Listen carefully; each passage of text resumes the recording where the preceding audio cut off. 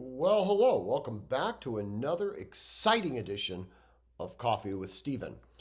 This week from the super secret enclave in Aliso Viejo.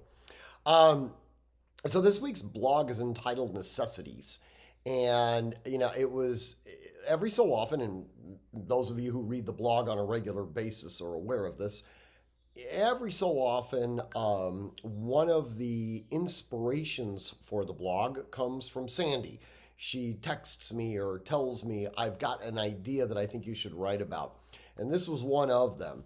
A couple of days ago, she was doing one of her walks in our neighborhood and she saw a father playing baseball with his young son. And she could see how this father was getting increasingly frustrated in the fact that his boy apparently didn't have the capacity to actually have enough eye hand coordination to make a connection with the ball every time he slow pitched it to him. And this was something that we've seen, with our kids growing up. A lot of times parents were really, really focused on their children becoming excellent in competitive sports. And there was always this connection with, well, they're going to use it for a scholarship or blah, blah, blah, perhaps maybe going pro.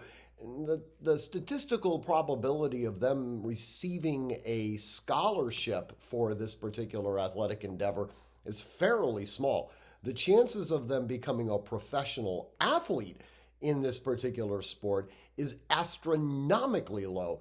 And to be quite candid with you, depending on their sport of choice, it may not be particularly financially lucrative to begin with, anyways.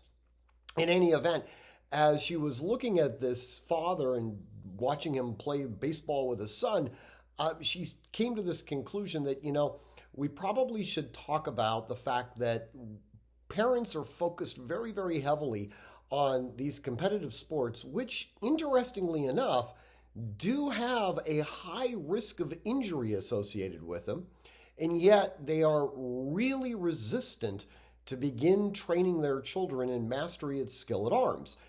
Oftentimes, because there's a political, affiliation associated with this. Oh, I can't let my children be in the presence of firearms. And sometimes it's because of just an innate fear. Well, they might get hurt, they might be injured or something like that. And yet the probability of a child being injured or killed in a guided instruction in mastery at skill at arms versus playing stickball is very, very, very remote. So, in any event, I do encourage you to read the blog. Hopefully, you'll enjoy it. Obviously, if you have any comments or questions or anything like that, you can post directly on the blog, or you can email me at stephen@artemishq.com.